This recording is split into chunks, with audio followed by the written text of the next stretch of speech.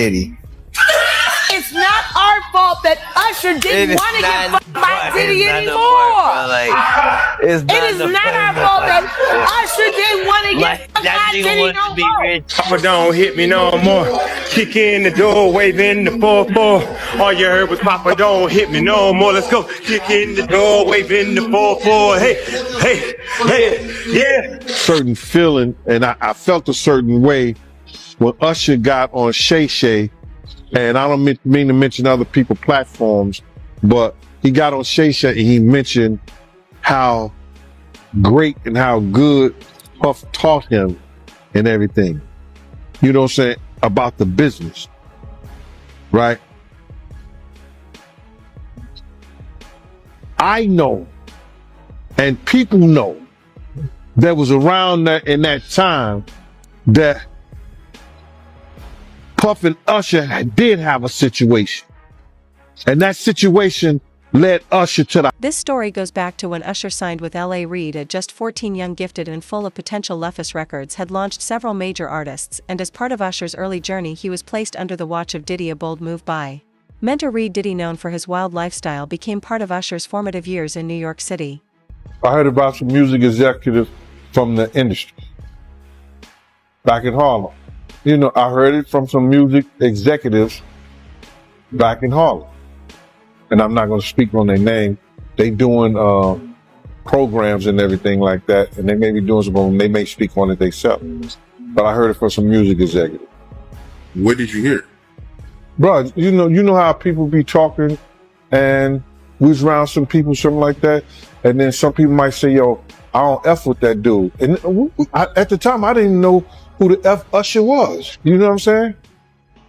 It was one of those type of situations. I was about to say, yo, man, I don't F with them. I'm getting out that industry and everything like that. You know, Puff sent this little kid to the hospital. How he sent him to the hospital? Man, bleeding from the butt. And that's what was said. But I didn't even have a name for the kid at the time. Then you heard. Though Usher avoids sharing details about his time with Diddy, L.A. Reid admitted the move wasn't just a change of scene, it was a bold strategy to push Usher's boundaries and shape a sharper, more urban edge in his music. I was giving him that swagger. Reid explained, noting that even while needing his mother's approval, he placed Usher with one of the most unpredictable figures in the industry. It was a gamble, part insight, part risk, but he believed the experience would challenge Usher both personally and artistically. Usher later hinted at witnessing some strange moments, though he remains discreet about what really happened. Yeah, we want to thank you. Come here. Don't sit on the bed at night. No homo. No, just don't get close to the bed. Don't get close to the bed. But it's just like, yo, we want to thank you for hosting the thing, man. It's been a pleasure. You didn't have to do it, and you did. No, I definitely didn't have to do it. I definitely didn't have to. First and foremost, I'm not getting in the bed. Shout out to him and what he did. I'm just gonna, if we can, let's just put the camera a little this way, just so we're not. I don't want my shot to even I don't want it to come close to the bed at all. Usher look like he fresh off goddamn plane. Usher. Fresh off the garden stage. That's my brother right here from day one. We used to wake up and, damn, pause, but like, that's not, back in the days when he was like 10 and I was a little bit older, his older brother, we used to fight over the frosted flakes. You know what I'm saying? Before pause was invented. You know what I'm saying? But it's my brother for real. We used to actually wrestle off of the frosted flakes because he used to always get up early with me. Now he's one of the richest stars in the world. And What the f did Puff just say? Nobody's gonna acknowledge this with me. Puff just said we used to wrestle over the frosted flakes, and we're streaming live. That was stupid. Listen, that was fucking stupid. Listen, we having a good time. Your Usher made it. Reid later stated that despite the challenges the experience ultimately delivered, Diddy helped shape the unique R&B sound he wanted for Usher. Under his influence, Usher evolved from a talented teen into a rising star. Still, questions linger about the environment he was exposed to and what the real cost of that success may have been. Labor camp. Yeah, that's what it was called. And you're going to go to Puff Daddy's. He's in the 90s. Do you understand what that's like? Puffy's place was like just filled with chicks and orgying like nonstop, right? No, not really. But hey, it was curious. I got a chance to see some things. Yeah, but you were 13. What were you seeing? I went there to see the lifestyle, right? And I saw it, and it was, but I don't know if I could indulge and understand what I was even looking at. It was pretty wild. So nobody tried to, some woman didn't come along. I ain't say that. Okay. I didn't say that. What I did say is that there were very curious things taking place. And I didn't necessarily understand it. Biggie Smalls was there. Biggie Smalls was there. Lil' Kim, Craig Mack. All these people are hanging around. Yeah, man. Faith Evans, Jodeci, Mary J. Blige. They ain't know nothing about this shit. Oh. I was having a good time. You know what I mean? Does he have you doing any chores? Are you doing dishes at all? I mean, to keep you humble somewhat? Or are you just like, can you stay up till 4 a.m. with them and party? I mean, I could. I actually stayed up longer than them. And what do you have money? What's going on? I mean, I had like per diem. You know, I had like, you know, what like a a living. life. Yeah, it's pretty crazy. 14 years old. You're a dad now. Would you ever send your kid to? According to L.A. Reid's 2016 memoir, Usher introduced him to a young Justin Bieber, describing him as a standout talent. At just 14, Reid recalled being impressed by the teen's potential and presence from the start. But it wasn't until Usher took over management and had guardianship and gave temporary guardianship to the diddler for 48 hours. Think about that. He had already been to the hospital. That situation that Gene was talking about. And you still took Bieber there. But you got custody of him first. Diddy had already tried. They wouldn't let him. Actually, someone made reference to the fact that Diddy trying to get at Bieber the way he was trying to get at Bieber was looking a little predatory. And then Usher came in and discovered it and managed him and got custody of him and promised to look after him.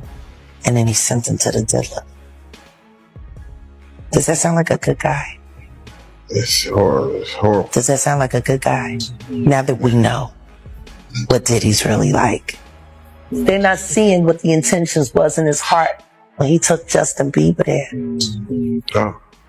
Let's be honest.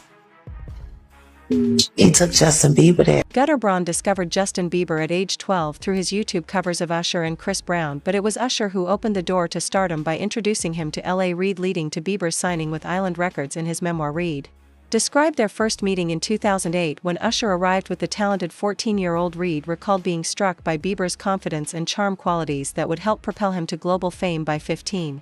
Flown out to Atlanta by a manager. His name's Scooter Braun. Flown out to Atlanta just to meet with him and meet different producers and different people. I was actually going to meet Jermaine Dupri at his studio. And who rolls up? Usher in his Range Rover. Rolls up, and I was like, "Is that who I think it is?" And Scooter was like, "Yeah." And so I ran up to him and I was like, Usher, I love your songs. You want me to sing you one? And he was like, let's just go inside, little buddy. It's cold out. So the politest possible way he could say no, he did. And I was like, wow, he just turned me down. And I was a little disappointed. He had to go into a studio session, so I was like, whatever. And a week later, he actually watched my videos with my manager and was like, oh my gosh, why didn't I let him sing? So flew me back to Atlanta where I got to meet him again, and he wanted to sign me. But there was something else. Justin Timberlake, right? Yes, Justin Timberlake also wanted to sign me. It was like kind of like what happened was Justin Timberlake and Usher both went into a ring and boxed it out. And the outcome was Usher. Usher proudly introduced Justin Bieber to L.A. Reid, calling him a true talent. Bieber impressed immediately, singing at the piano, strumming the guitar, and performing with the confidence of a seasoned act. Reid was struck by his natural charm and signed him soon after, though parental approval was needed since Bieber was still a minor. In his memoir, Reid mentioned how Bieber's signature hairstyle and youthful appeal became key parts of his early image. Usher played a major role in Bieber's rise, acting as both mentor and close support. Years later, Usher reflected on their deep connection, describing it as both professional and personal. As Bieber's career gained momentum, even Diddy offered early mentorship, though some later suggested the relationships within that circle held deeper, complicated dynamics. I know. Let me reframe you on something. Remember Usher? We was at the Swiss Hotel. Puff had Kim in the room. Had one of Keith Sweat's baby mothers in in the big room outside the master bedroom. He came outside in his robe. He came outside in his robe. She gave him a fellatio right there. His back was turned to me. She gave him a fellatio. You knocked on the door. I came and opened the door for you. Puff went in the room. You came in the room and kissed that girl dead in her mouth. Now I'm telling that because you taking up for somebody that you know and a lot of more people know didn't do you right when you was at Diddy camp. Amid recent allegations against Diddy, sources say Justin Bieber is deeply unsettled. Once mentored by the music mogul, Bieber now wants no connection to him. Following Diddy's recent legal issues, a resurfaced video showing him kissing his mother on the lips has sparked online discussion. In the clip, Diddy refers to his mother Janice, whom he affectionately calls Mom Dukes, while casually smoking and joking about her outgoing personality. He even makes lighthearted comments about taking her to clubs and the idea of a dating show featuring her, which some viewers found unusual given the context. Bless you. I'ma tell you one time. I'ma tell you one time. I'ma tell you one time. One time. When I met you, come on. Wow. I ain't gonna stop you like that, but this is only a tease. Ladies and gentlemen, introducing to you, Island Def Jam recording artist, Justin Bieber. It's getting ready to go down.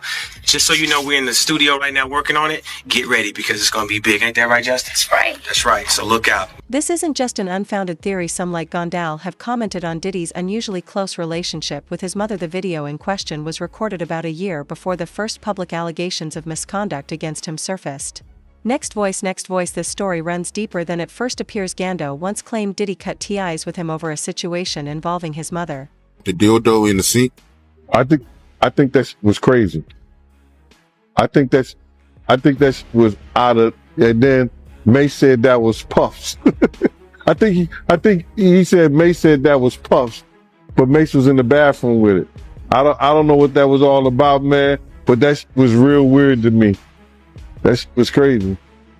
Crazy, man. But before we get off of that, right, I remember you told me a while ago that, you know, Mace, he used to live with Diddy, and he know a lot of stuff about Diddy that a lot of people don't know. Man, it's a lot of stuff that Mace and Usher know that they ain't telling about Diddy. There's a lot of stuff that they know. Can you imagine, bruh? Can you really imagine? What you mean by Usher then? Happy birthday, Justin!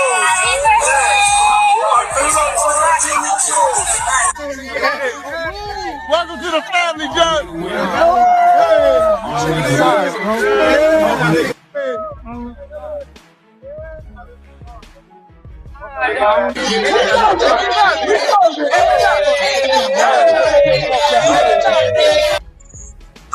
Alright, 16. No, slow down. Let's slow down, Justin. Okay. Let's slow down. One step at a time. But yeah, the keys is yours.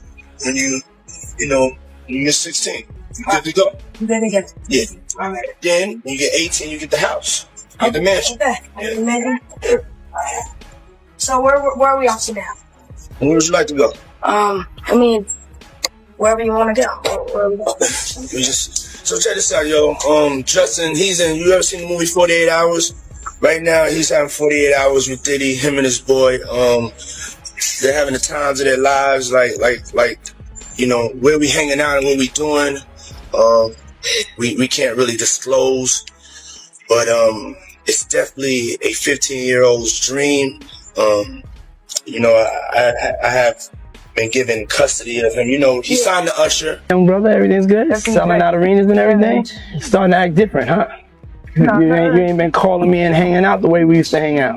Well, I mean, you try to get in contact with me, through all my, partners and whatnot. Mm-hmm. But you never really got my number, so. Correct. Okay. My number? Yeah. Tell you my number. Yeah. Each way, It's like Robin Big. Yeah. It's like, exactly. I'm big and you're Robin. Yeah. Yeah, no, I mean, to a lot of us, he's like a little brother. You know what I'm saying? He's not afraid to call and ask for advice. He's somebody that, in the industry-wise, the record industry is a strong family, and he's somebody that, you know, we definitely have our arms around, and we want to protect him because he's such genuinely a nice person. Besides his talent, you know what I'm saying? He's one of the greatest kids that you could ever know. Justin, you.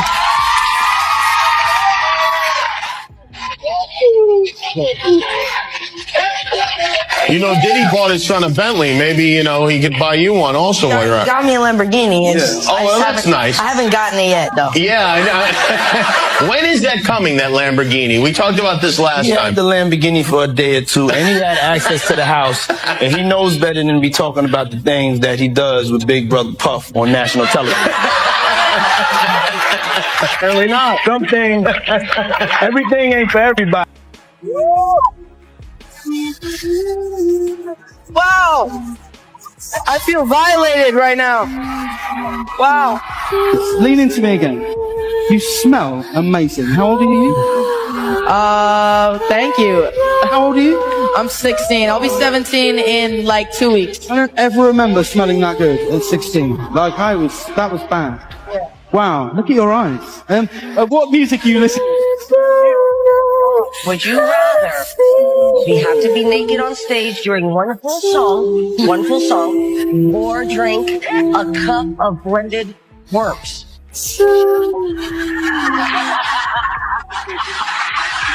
Answer Justin Bieber. I have like little girl fans. I can't go. My parents never gave me the sex talk. Okay. So why don't you give me the sex talk? I feel uncomfortable right now. Oh. Why do you want to know the sex talk from a 15-year-old boy? That's pretty weird. This isn't just an unfounded theory. Some, like Gandalf, have commented on Diddy's unusually close relationship with his mother. The video in question was recorded about a year before the first public allegations of misconduct against him surfaced. Next voice, this story runs deeper than it first appears. Gandalf once claimed Diddy cut ties with him over a situation involving his mother. So infatuated with a child that wasn't yours. Were you grooming that little boy?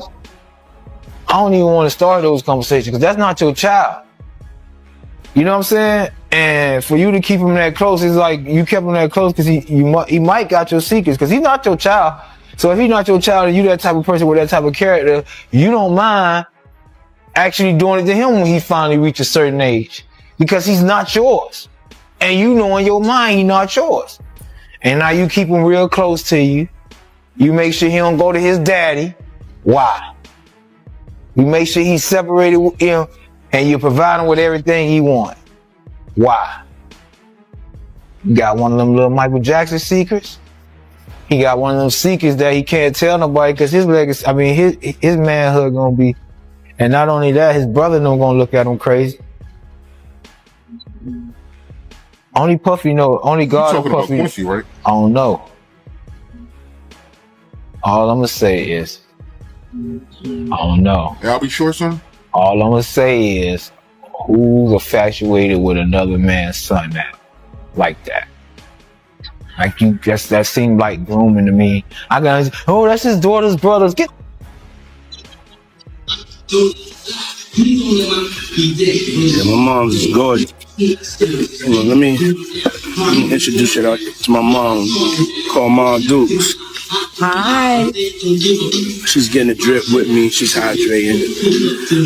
What's up, Mom? Everything's good, baby. I'm here with you. Yeah. I love you. Love you too.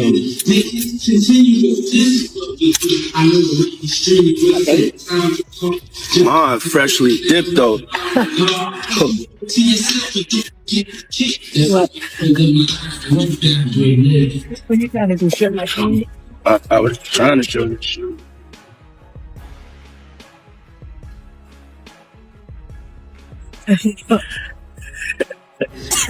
Yeah, my mom's is single. Mom's is single. I ain't gonna hate on my mom's. She's single. Me and my mom talked about one time doing a dating show with her. And she's so picky. She's so picky, they don't stand. But yeah, that'd be the funniest show in the world. It will be. Especially with me. I don't even want to get started if she was doing that. We're not doing that. Cause yeah, my mom's single. Yeah, for real. Mom do know how to have a good time. She ain't sitting in the house playing. They outside moving and shaking, baby. Yeah, that's right. She come with me to strip club. I don't care. For real. It's my dog. You know, I want to live life. We out here moving and grooving. So my mom told me, she just said, keep moving, baby. That's right. Keep moving. Don't stop. She could touch. You got to realize that, you know, he didn't get all this from his daddy because he didn't know his daddy, even though they try to say his daddy was some big time drug dealer in the whole 9 yards. You understand? He didn't get this from his daddy. You got to realize, man, you know, his mother had a modeling agency, and it was alleged that it was also ladies of the night, tutoring too, or these ladies was doing things other than modeling. So the apple don't fall far from the tree. Yeah. So now you got to understand this, and looking at her and some of the stuff that he was saying, and their relationship has changed since I knew them, since I was around them. You understand? This man was talking about that his mother could take her palms and bend over and put them down on the floor. Not bend over, but she could stand straight up and put her palms on the floor, bruh. He's saying that about his mother. Who describes any of their mother actions like that in a sexual way? And then, you know, I don't know how many dudes do kiss their mother in their mouth when they 50, 60 years old or something like that. That's them. That's their whole thing, man. But that was a little kind of weird for me. And then his mother wore the same white fingernail polish that Cassie described that he liked to see her and other models in when she was describing her lawsuit. And what's crazy to me is that, man, it seemed like him and his mother had this, I don't want to get too deep, man, this Oedipus complex thing. You know what I mean? And a lot of people going to say, yo, Oedipus complex. Well, let me just tell you a brief story so you'll know. Oedipus was, it may have been Greek mythology, or it was probably Greek mythology or something like that, but it's a story about a young man that was told that he was going to kill his father and marry his mother. So on the way, this young man had grown up, you know, he didn't know that he was an orphan and then was adopted by a family. He thought the family he was with was his mother and father, but it wasn't. So on the way to this town, he gets into an argument with this other man and he kills him. He kills that man. Then he goes into that town. A lady is weeping about her husband, being told that her husband was dead, and he ended up marrying that lady, which was his mother. So Sigmund Freud came up with this thing about this Oedipus complex, about a sexual relationship, whether it's physical or mental, with a mother and a son.